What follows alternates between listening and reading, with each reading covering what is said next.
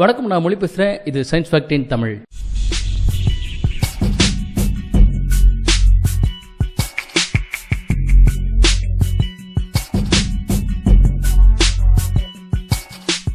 வரலாற்று பக்கங்களை நம்ம திருப்பி பார்த்தோம் அப்படின்னா அங்க மக்களாட்சியில முதல்ல அடியெடுத்து வச்சது கிரேக்கர்கள் அப்படிங்கறது தான் நம்ம பார்க்க முடியுது. கிமு 507வது காலகட்டத்தில் வாழ்ந்த கிளிஸ்தனஸ் அப்படின்ற கிரேக்கர் அரசியல்ல சீர்திருத்தத்தை கொண்டு வந்தாரு. இவர் கொண்டு வந்த இந்த சீர்திருத்தத்தை டெமோக்ரட்டியா அப்படின்னு குறிப்பிட்டாரு. டெமோனா மக்கள், கிராட்டியா அப்படின்னா சக்தி அப்படின்னு கிரேக்க மொழியில பொருள். கிமு 350வது காலகட்டத்தில் வாழ்ந்த தத்துவ ஞானியான அரிஸ்டாட்டல் நிக்கோமேச்சியன் எத்திக்ஸ் அப்படின்ற ஒரு நூல் எழுதுறார். இந்த நூலுடைய அத்தியாயம் 4ல ஒரு முக்கியமான விஷயத்தை அவர் குறிப்பிடுறார். அது என்ன அப்படின்னா, விவசாயிகளால் கொண்டு வரப்படும் ஜனநாயகம் தான் சிறந்த வகையான ஜனநாயகம் அப்படின்னு சொல்லி அவர் குறிப்பிடுறத பார்க்க முடியுது. இதை ஏன் அவர் சொல்லியிருந்தாரு அப்படின்னா, அவருடைய காலகட்டத்தில் விவசாயிகள் தான் கிரேக்கத்துடைய பேக் போனாக இருந்தாங்க. சோ பேக் போனாக இருக்கிற ஒரு சமூகத்தை சார்ந்த மக்கள் இங்கு அரசியலில் பங்கெடுக்க வேண்டும், அவர்களுக்கு முன்னுரிமை கொடுக்கப்பட வேண்டும் அப்படின்றத மையமா வச்சுதான் இந்த கருத்தை அவர் முன் வச்சிருந்தார். இன்னைக்கு நம்ம நாட்டை நாம எடுத்துக்கிட்டோம் அப்படின்னா, நம்மளுக்கு பேக் போனா இருக்கிறது விவசாயம் 50% இருக்குது அப்படின்னு சொன்னாலும் ஜிடிபியில நமக்கு விவசாயம் மூலியமாக அதிகமான இன்கம் கிடைக்கிறது இல்ல. சர்வீஸ் டிபார்ட்மெண்ட் சைட்ல இருந்து தான் இந்தியாவுக்கான 50% இன்கம் கிடைக்குது. சோ இன்னைக்கு நிலைமையில நம்ம பார்த்தோம் அப்படின்னா, பேக் போனாக இருப்பது இந்த சர்வீஸ் செக்டர் பீப்புள் தான். இவங்களை மட்டும் மையமாக வைத்து ஒரு மக்களாட்சி நமக்கு கிடையாது. நம்மளுடைய மக்களாட்சி டோட்டலா வேற. இந்த நிலையை நாம எட்டுறதற்கு என்னெல்லாம் கடந்து வந்துச்சு அப்படிங்கறதையும் நம்ம தெரிஞ்சுக்கலாம். கிரேக்கர்கள் மக்களாட்சிக்கு எந்த அளவுக்கு முக்கியத்துவம் கொடுத்தாங்க அப்படிங்கறத தெரிஞ்சுக்கணும்னா, கிமு 337 நடந்த ஒரு சம்பவத்தை நம்ம தெரிஞ்சுக்கணும். இந்த குறிப்பிட்ட காலகட்டத்தில் மக்களாட்சியை குளோரிஃபை பண்ற விதமா பளிங்கு கற்களாலான ஒரு சிலையை செதுக்குனாங்க. இந்த சிலையில ஒரு நபருக்கு கிரீடத்தை மக்கள் சேர்ந்து வைப்பது போல அந்த சிலையை செதுக்கியிருந்தாங்க. இந்த சிலைக்கு கீழே ஒரு விஷயத்தை வாசகமா எழுதியிருந்தாங்க. அது என்ன அப்படின்னா, இந்த குறிப்பிட்ட சிலையை யாராவது இடிச்சாங்க அப்படின்னா அவங்களுக்கு என்ன மாதிரியான தண்டனை கொடுக்கப்பட வேண்டும் அப்படிங்கறதையும் அங்க குறிப்பிட்டிருந்தாங்க. இந்த குறிப்பிட்ட சிலை மக்களாட்சிக்கு அடையாளமாக கிரேக்கர்கள் அந்த காலகட்டத்தில் நிறுவியிருந்தாங்க.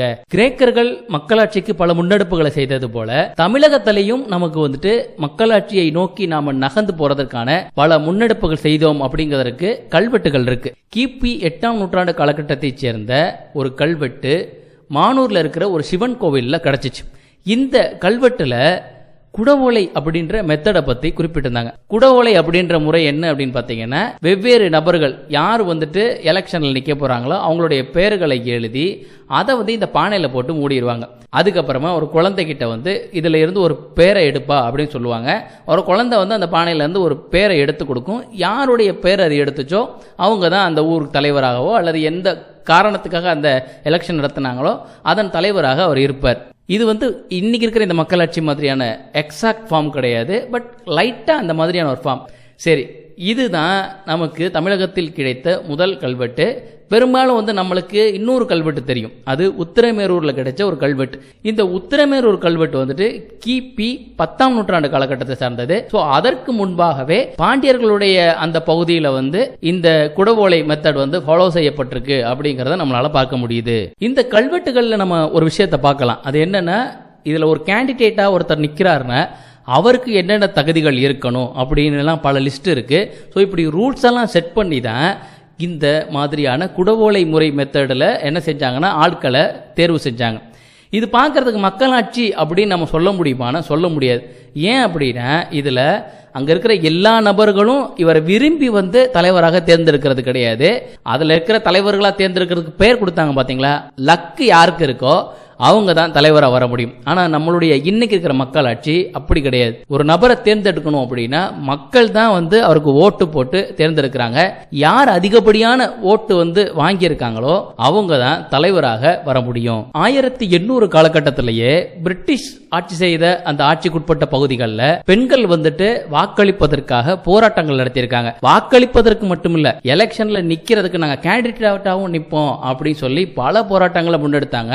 மிக நீண்ட போராட்டங்களுக்கு பிறகு அவங்களுக்கு வந்து என்ன கிடைச்சிச்சுன்னா வாக்களிக்கும் உரிமையும் கிடைச்சிச்சு, வாக்காளர்களாக நிற்பதற்கான உரிமையும் வந்து கிடைச்சிச்சு. இதை பத்தி வந்து பிக் பேங் போகன் ஒரு வீடியோ போட்டாரு அப்படின்னா நல்லா இருக்கும்னு நினைக்கிறேன். அப்புறம் இந்த வீடியோ நீங்க பாத்தீங்கன்னா கண்டிப்பா பெண்களுக்கான வாக்குரிமையை பெறுவதற்கு அவங்க என்ன போராட்டங்கள் முன்னெடுத்தாங்க, அதற்கு பின்னாடி இருக்கிற அந்த வரலாற்று செய்திகளை வந்து நீங்க டீடைலா சொன்னீங்கன்னா நல்லா இருக்கும். ஏன்னா அதை வந்து ஒரு அட்டாச்மெண்ட் வீடியோவை இந்த வீடியோ கீழே நான் ஆட் பண்ணி விட்டுறேன். ஓகேவா? 1921 பிரிட்டிஷ் கவர்மெண்ட் என்ன சொல்லியிருந்தாங்க அப்படின்னா, எந்த பெண்கள் சொத்து வச்சிருக்காங்களோ அவங்க வாக்களிக்கலாம் அப்படின்னு சொல்லியிருந்தாங்க. அது முதல்ல எங்க கொண்டு வந்தாங்க அப்படின்னா மும்பையிலையும் சென்னை மாகாணத்திலையும் மட்டும் கொண்டு வந்தாங்க. அது மட்டும் இல்லாம பல நிபந்தனைகள் இருந்துச்சு. இந்த நிபந்தனைகள்லாம் ஃபுல்ஃபில் பண்ணா மட்டும்தான் பெண்கள் வாக்களிக்க முடியும் அப்படின்ற ஒரு நிலைமை அந்த காலத்துல இருந்துச்சு.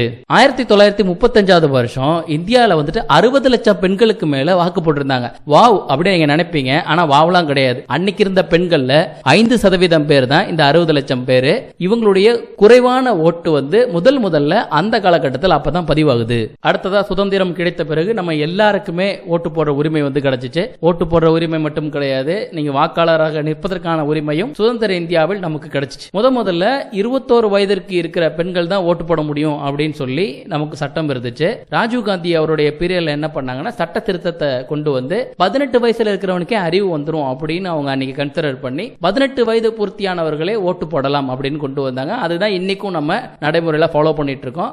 18 வயதை கடந்த அனைவரும் என்ன செய்ய முடியும்னா ஓட்டு போட முடியும். சரி, இந்த 18 வயதை வந்து ஏன் அரசு வந்து நிர்ணயிச்சாங்க அப்படிங்கறத நம்ம தெரிஞ்சுக்கலாம். 18 வயது நிரம்பிய ஒரு நபர் தன்னை சுற்றி நடந்துட்டு இருக்கிற இந்த நிகழ்வுகள் நம்மளை சுத்தின என்ன மாதிரியான ஒரு சொசைட்டில நம்ம வாழ்ந்துட்டு இருக்கோம் அப்படிங்கறத புரிஞ்சுக்க முடியும். இப்படி புரிஞ்சுக்கக்கூடிய நபர்களாக மட்டும் இல்லாம அவங்க கல்வி அறிவு பெற்றவர்களாகவும் இருந்தாங்க. அதனால கல்வி பெற்றவனால நல்லா சிந்திக்க முடியும் அப்படின்னு திங்க் பண்ணி தான் என்ன செஞ்சாங்கன்னா 18 வயது நிரம்பியவர்களே வந்துட்டு ஓட்டு போடலாம் அப்படின்னு கொண்டு வந்தாங்க. சோ இப்படி சிந்திக்கக்கூடிய நபர்களால ஓட்டு போடும் போது அவங்களும் என்ன செய்ய முடியும்னா இந்த இந்திய அரசியலமைப்புல நடந்துட்டு இருக்கிற இந்த சிஸ்டத்துல அவங்களுடைய பங்களிப்பை வந்து செய்ய முடியும். இப்படி அவங்களுக்கு ஒரு உரிமையை நம்ம வழங்க வேண்டும் அப்படிங்கிற அடிப்படையில தான் 18 வயது உள்ளவர்களுக்கு வந்து இந்த வாக்களிக்கும் உரிமை வழங்கப்பட்டது. ஆனா உண்மையிலேயே 18 வயது உள்ளவங்களால அரசியல் தெளிவோடு ஒரு விஷயத்தை முடிவெடுக்க முடியுமா அப்படின்னு இன்னைக்கு என்கிட்ட கேட்டா கண்டிப்பா அப்படி முடிவெடுக்க முடியாது அப்படின்னு தான் நான் சொல்லுவேன். ஏன்னா 18 வயசுங்கிறது ஜஸ்ட் அது வரைக்கும் அப்பா அம்மா சொல்ற விஷயத்தை கேட்டு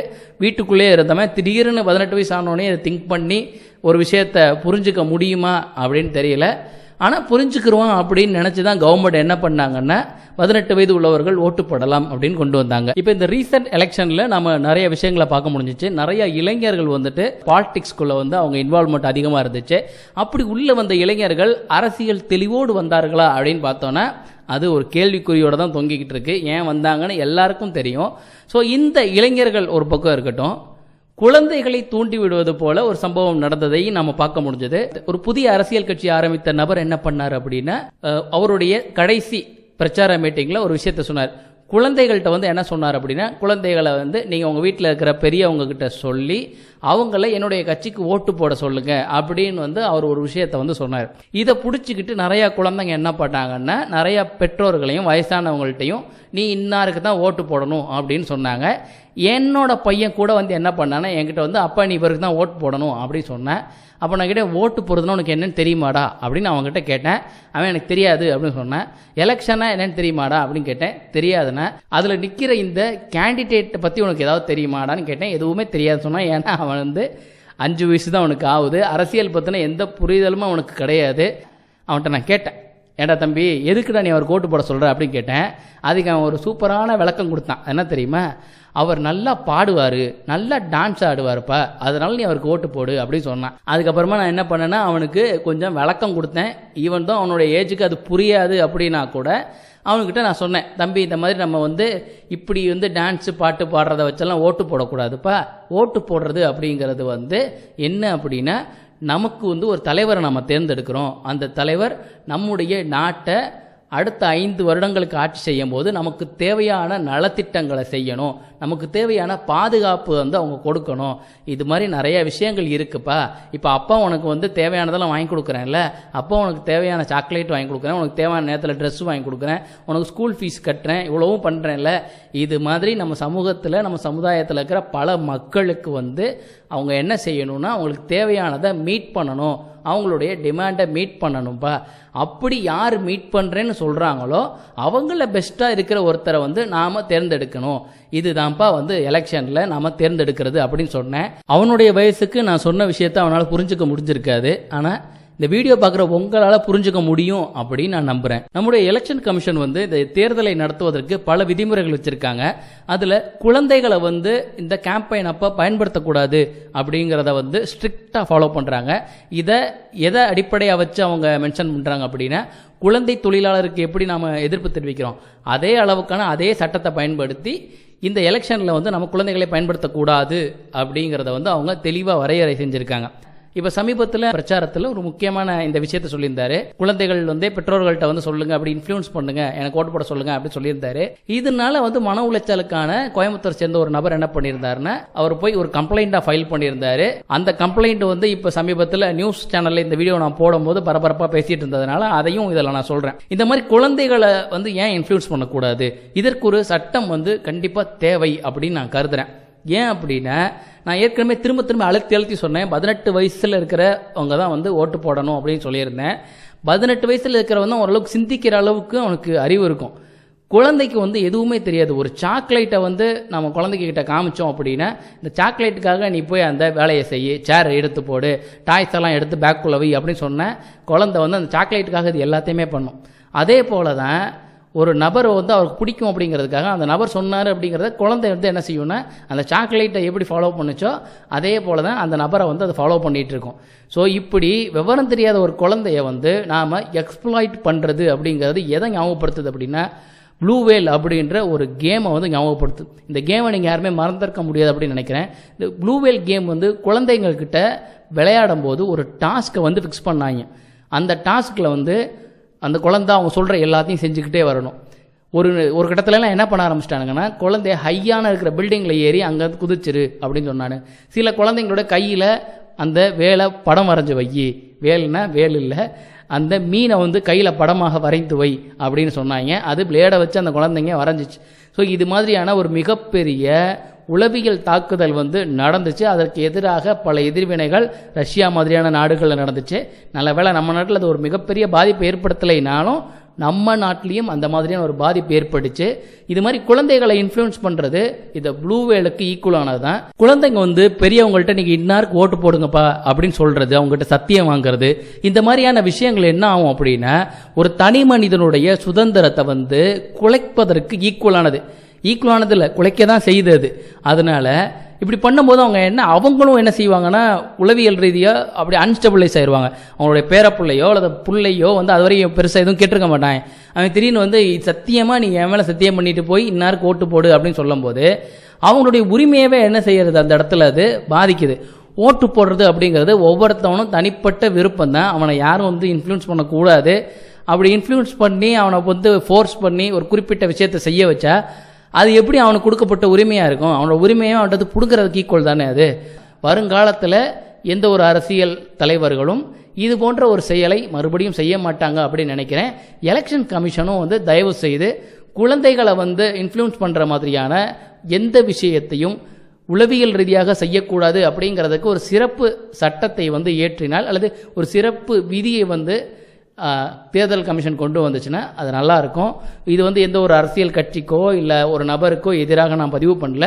ஒரு அப்பாவா என்னுடைய குழந்தையோட ஃபியூச்சர் எதிர்காலத்தில் இந்த மாதிரி யாராலையும் இன்ஃப்ளூயன்ஸ் ஆகி பாதிக்கப்படக்கூடாது அப்படிங்கிற ஒரே காரணத்துக்காக தான் நான் இதை சொல்றேன். கல்வியிலும் பகுத்தறிவிலும் முன்னேறின நம்ம ஸ்டேட்ல அரசியல் அப்படிங்கிறதும் தெரிஞ்சுக்க வேண்டிய ஒன்றா இருக்குது. கல்வி துறைகளே என்ன செய்யலாம் அப்படின்னா, சிவிக்ஸ் அப்படின்ற ஒரு பாடம் இருக்கு. அதுலேயே வார்டு மெம்பர்னா என்ன அப்படிங்கிறதுல தொடங்கி பிரைம் மினிஸ்டர்னா யார், அவருடைய பவர் என்ன அப்படின்ற எல்லா விஷயத்தையுமே நம்ம டீட்டெயிலாக சொல்லிக் கொடுக்கலாம். நமக்கு பக்கத்தில் இருக்கிற கேரளா ஸ்டேட்டில் போனோன்னா அங்கே சோசியல் சயின்ஸ் பாடத்திட்டத்திலேயே அவங்க என்ன செய்கிறாங்கன்னா இந்த மாதிரியான விஷயங்கள்லாம் சொல்லிக் கொடுக்குறாங்க. அரசியலை பற்றின ஓரளவுக்கு அடிப்படை புரிதல் அவங்களுக்கு பள்ளி கல்வி கொடுக்கும் போதே கொடுக்கப்பட்டுருது. நம்மளுக்கும் அதே போல் அடிப்படையான விஷயங்களை டீட்டெயிலாக கொடுத்துட்டோம் அப்படின்னா ஒரு ஃபார்ம் ஃபில் பண்ணுறது முதற்கொண்டு அவங்க அங்கே ட்ரைனிங் கொடுக்குறாங்க. ஒரு பேங்க் எப்படி போனால் அங்கே எப்படி பணம் எடுக்கணும், ஒரு கோர்ட்னா அது எப்படி இருக்கும், அங்கே ப்ரொசீடிங்ஸ் எப்படி நடக்கும் அப்படின்ற பல விஷயங்களை லைவாக அந்த ஸ்பாட்டுக்கே கூட்டிகிட்டு போய் குழந்தைங்களுக்கு காமிக்கிறாங்க. நம்ம ஸ்கூல்கள்லையும் நம்ம அந்த மாதிரியான விஷயங்களை செய்து குழந்தைங்களுக்கு விஓ ஆஃபீஸ்னா என்ன, அங்கே என்னென்னலாம் செய்வாங்க அதை பற்றி தெரிஞ்சுக்கிறது, குழந்தைங்களாம் அந்த ஸ்பாட்டுக்கே கூட்டிகிட்டு போய் நம்ம சொல்லிக் கொடுக்கும்போது அவங்களால நிறைய விஷயங்களை தெரிஞ்சுக்க முடியும். எதிர்காலத்தில் எல்லாத்துக்கும் யாராவது ஒருத்தங்களை சார்ந்து இருக்காம அவங்களுக்கான தேவையை அரசுக்கிட்ட இருந்து நேரடியாக அவங்களே பெறுவதற்கான முயற்சியை இந்த தாலுகா ஆஃபீஸ் மாதிரியான இடங்களுக்கு நேரடியாக சென்று வாங்க முடியும். அதனால் நாம் அதை நம்மளுடைய பாடத்திட்டத்தில் சேர்த்து நம் குழந்தைகளுக்கு அரசியல் விழிப்புணர்வும் ஏற்படுத்த வேண்டும் அப்படிங்கிறது என்னுடைய அவாவாக இருக்கிறது. நீங்களும் அதையே விரும்புனீங்க அப்படின்னா இந்த வீடியோவை லைக் பண்ணுங்கள். இது தொடர்பான கருத்துக்கள் உங்களுக்கு ஏதாவது இருந்துச்சுன்னா அதை கமெண்ட் செக்ஷனில் தட்டி விடுங்க. அது எல்லாத்தையும் நான் படிக்கிறேன். ஏதாவது என்னுடைய வீடியோவில் பிழை இருப்பதாக நீங்கள் கருதினீர்கள் என்றால் அதற்காக நான் மிகவும் வருந்துகிறேன். மீண்டும் வேறு ஒரு சுவாரஸ்யமான வீடியோவில் உங்களை மறுபடியும் சந்திக்கிறேன். பை.